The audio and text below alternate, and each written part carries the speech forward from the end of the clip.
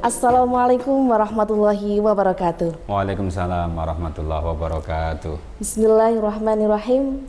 Alhamdulillah la haula wala quwata illa billah, amma ba'dah. Selamat pagi pemirsa setia channel YouTube Kemenag Kabupaten Blitar.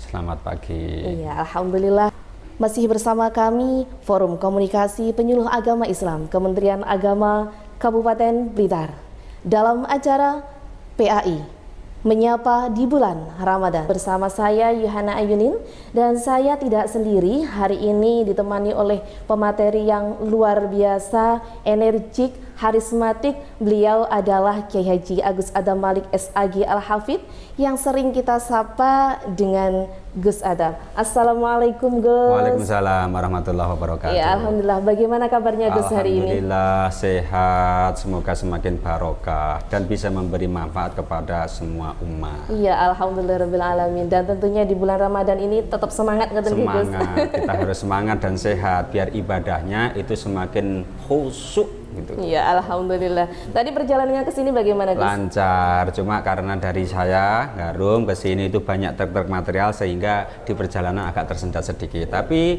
kita bisa masuk ke Kementerian Agama tepat waktu jam 9 kurang seperempat. Ya, alhamdulillah luar biasa. Kita tetap diberi kelancaran. Beliau ini adalah orang yang luar biasa. Gus Adam ini adalah sebagai PAI Kecamatan Garum. Ya, beliau lahir di Blitar pada tanggal 13 Desember 1974, beralamatkan di Klepon RT 4 RW 5 Desa Sudodadi Kecamatan Garum Kabupaten Blitar. Bagi panjenengan semuanya pemirsa channel YouTube Kemenag Kabupaten Blitar yang ingin menghubungi beliau kalau ingin mengisi ngaji bisa menghubungi di nomor 081 233 376 069. Beliau berpendidikan S1 Pondok Pesantren, dan organisasi yang beliau geluti dan aktivitas setiap hari sungguh luar biasa pemirsa. Beliau adalah Ketua Dai Kamtibmas Kabupaten Blitar, dan selalu bersama dengan Bapak Polres alhamdulillah. Kadang juga ngaji di Polda. Alhamdulillah luar biasa kita punya orang-orang hebat di Kabupaten Blitar ini. Beliau juga Ketua PAI Kabupaten Blitar, Ketua Ittihadul Hufat Kabupaten dan Kota Blitar. Setelah itu beliau adalah pengurus JKH Kabupaten Blitar. Alhamdulillah luar biasa Gus bisa bersama panjenengan Terima kasih. Ya, alhamdulillahirrahmanirrahim. Selama kita bulan Ramadan ini, kemarin sudah banyak materi yang kita pelajari bersama, dan tentunya dalam bulan Ramadan yang penuh berkah ini kita ingin menjadi seorang yang lebih baik, amin. Ya, tentu menjadi seorang yang lebih baik dan barokah. Jadi setelah itu kita ketika ingin menjadi seorang yang lebih baik harus ada usaha dan ikhtiar yang dilalui seperti itu Gus. Setelah itu bagaimana Gus agar kita menjadi seorang yang lebih baik, mempunyai kemuliaan jiwa yang taslim? Itu seperti apa Gus? Dan taslim itu sendiri seperti apa? Assalamualaikum warahmatullahi wabarakatuh. Waalaikumsalam. Selamat pagi para pemirsa. Ini ada pertanyaan yang sungguh luar biasa dari host kami, Mbak Yohana Ayunin. Yang dimaksud dengan jiwa yang taslim itu bagaimana? Kalau kita melihat kajian-kajian, taslim bisa diartikan dengan tawakal atau berpasrah diri kepada Allah. Pernah saya terangkan di majelis taklim saya bahwa tawakal itu juga dibagi menjadi dua. Ada tawakal yang pasif, ada tawakal yang aktif.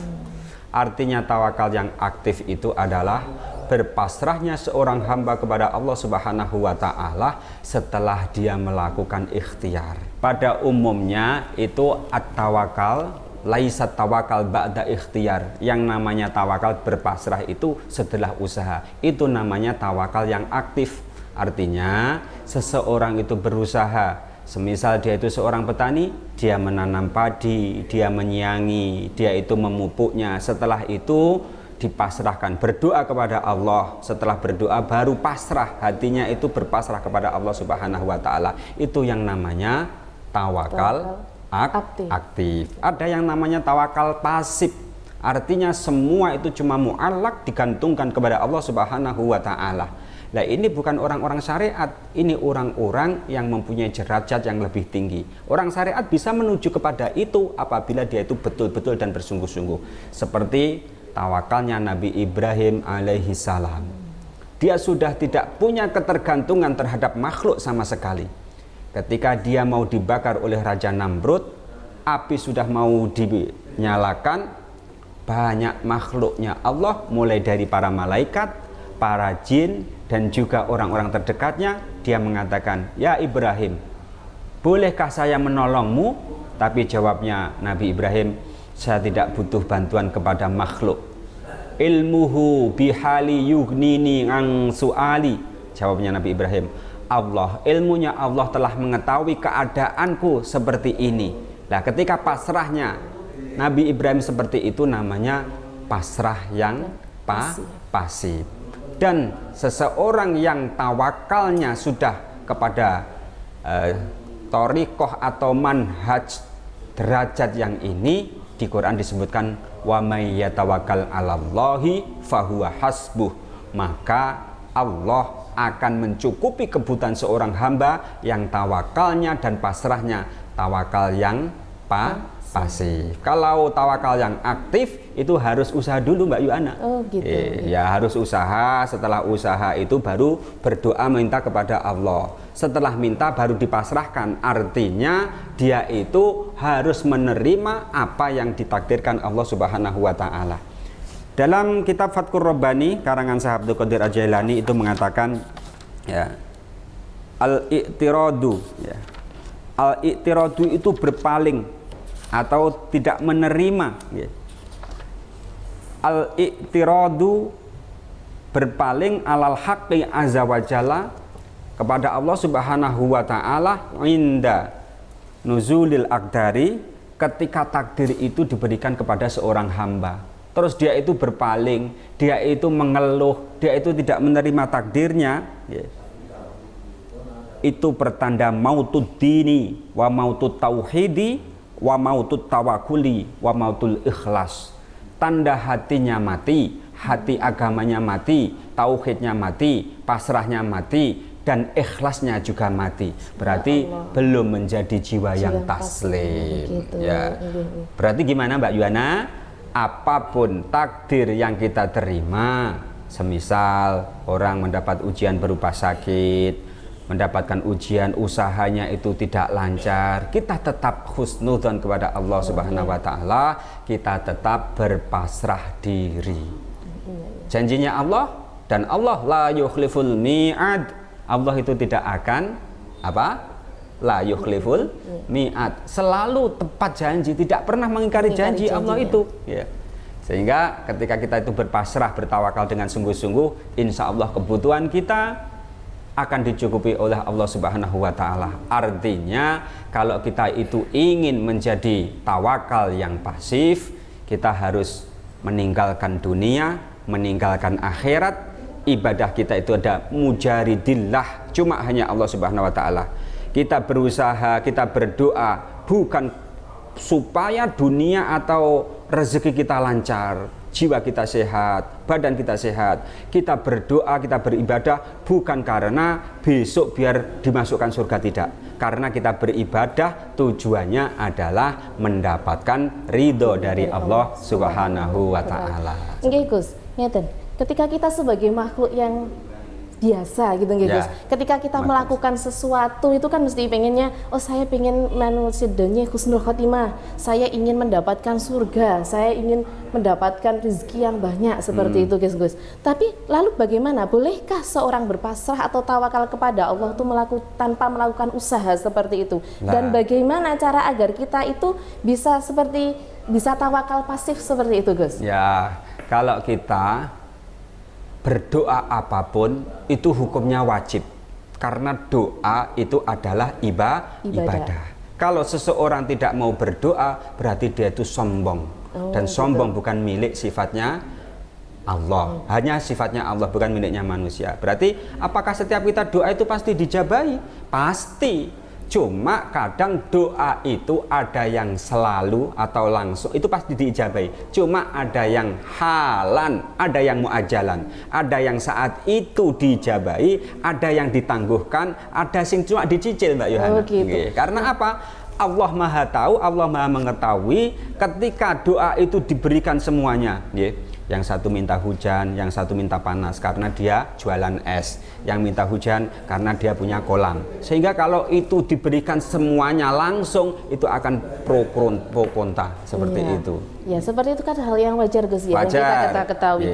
Lalu bagaimana ketika ada orang, beliau itu sudah doanya maksimal, ibadahnya maksimal, kerja kerasnya maksimal, tetapi beliau dalam finansial tetap banyak hutang, kurang cukup gitu. Lalu untuk trik-trik apa yang bisa kita lakukan agar kita tetap bisa berusaha semaksimal mungkin, tetap pasrah kepada Allah, meskipun tadi yang panjenengan dawuhkan bahwa semua doa itu diijabahi meskipun dalam porsinya tidak semuanya langsung diberikan. Bagaimana kiat-kiat yang harus kita laksanakan? Ya, kita harus semakin di dalam kitab Fathur Rabbani, kita harus bimujahidillah. Artinya bagaimana? Hati kita itu harus memerangi pada hawa nafsu itu, kepinginan seperti itu. Jadi Allah itu akan mencukupi hambanya. Apa yang dicukupi? Kebutuhannya, bukan keinginannya. Karena keinginan itu berbeda dengan kebutuhan. Kalau orang itu punya kebutuhan 50, biasanya inginnya lebih dari itu. Ya, itu. Jadi kita harus tahu bahwa yang dicukupi Allah itu adalah kebutuhan dari seorang hamba, bukan keinginan. Saya terangkan Raja Midas ya dulu. Ini kisah saja. Raja Midas itu seorang raja Yunani. Dia itu memanggil penasehatnya. Dia mempunyai keinginan, karena dia punya kekuasaan. Saya ingin segala sesuatu yang saya pegang itu menjadi emas. Kalau yang saya pegang itu menjadi emas, dia atau saya pasti akan kaya di Yunani ini. Sama penasehatnya dibilangin, jangan, itu akan tidak bermanfaat, tidak baik bagi panjenengan. Loh, kamu tuh cuma penasihat, kenapa menasihati saya seperti itu? Kamu harus menuruti keinginan saya. Tapi sudah diingatkan sampai beberapa kali pemirsa, sehingga Raja Midas itu mendesak kepada penasehatnya untuk mengabulkan permintaannya. Singkat cerita, si penasehat itu membawa ahli yang bisa mengabulkan doa, karena waktu itu belum ada Islam. Terus mustajabahlah, Raja Midas bisa apa yang dia pegang menjadi emas. Bangga dia ketika memegang tongkat yang biasa cuma kayu bisa berubah menjadi emas. Memegang buku berubah menjadi emas. Memegang pen menjadi emas. Dia bangga. Tapi bangganya itu cuma durasinya setengah hari, pagi sampai siang. Ketika siang dia lapar. Ketika lapar dia memegang piring, ada nasinya. Piringnya menjadi emas, sendoknya menjadi emas, makanannya menjadi emas. Sehingga waktu malam juga seperti itu, semua yang pegang jadi emas. Karena dia itu kelaparan, tidak mungkin seseorang makan emas, dia meninggal. Karena apa? Karena keinginannya yang terkabul, bukan kebutuhannya yang tercukupi.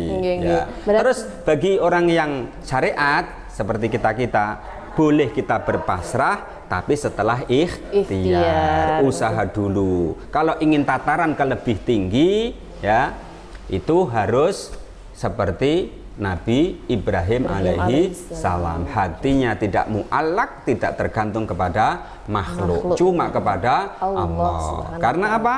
Allah itu ilmunya maha luar biasa, maha di atas maha. Sehingga sekecil apapun permasalahannya seorang hamba, dia atau Allah itu mengetahuinya. Sebetulnya kita tanpa berusaha, tanpa kangelan itu, kalau kita itu sebetulnya tawakal, betul-betul tawakul, alaihi falyatawakkalul mutawakkilun, kita akan dicukupi kebutuhan loh ya Mbak. Jangan keinginan loh ya. Mungkin ada pertanyaan lagi. Sampun Gus, karena waktunya sudah cukup Gus, kita dibatasi oleh waktu.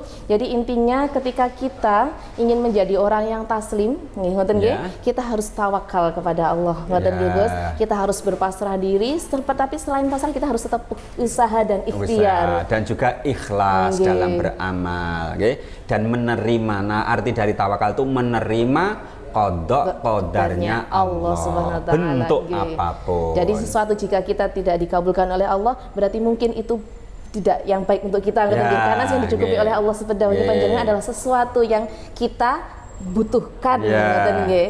jadi, Bukan keinginan dari kita ngoten asaan nggih, Gus. takrohu ngasaan takrohu fahuwa khairul lakum wa asaan tuhibbu wa huwa syarrul lakum. Nggih, Kadang alhamdulillah. sesuatu yang kita inginkan, yang kita cintai itu tidak baik menurut Allah, dan sesuatu yang kita tidak suka, kalau orang Nggih. Jawa sengit, serik. Nah, Nggih. itu ternyata itu yang paling baik menurut Allah dan paling barokah. Iya, gitu. nggih, Jadi intinya apa? Kita harus husnudzon, kita harus tawakal pasrah, kita harus ikhlas, kita harus menerima qada-qadarnya Allah Subhanahu wa taala. Iya, alhamdulillahirabbil alamin, sahabat-sahabat pemirsa semuanya. Setia channel YouTube dari Kemenak Kabupaten Blitar. Alhamdulillah ini tadi materi luar biasa, dan semoga kita semuanya bisa benar-benar menjadi hamba yang taslim ngoten Amin, alhamdulillah. amin. Dan di bulan Ramadan ini bisa meningkatkan keimanan dan ketakwaan Amin, kita kepada Allah amin, Subhanahu wa taala. amin. Ya pemirsa, demikian bincang-bincang kita pada hari ini. Semoga kita bisa mengambil hikmah dari apa yang disampaikan oleh Gus Adam, dan Terima tentunya kasih. bisa merubah diri kita menjadi lebih baik, menjadi hamba yang taslim, dan bisa mendekatkan diri kepada Allah Subhanahu wa taala. Amin amin ya rabbal alamin. Demikian dari kami, saya Yohana Ayunin dan Saya Agus Adam Malik Al-Hafidh. ya mohon undur diri. Akhir kata, wallahul muwaffiq ila aqwamit thoriq. Wassalamualaikum warahmatullahi wabarakatuh.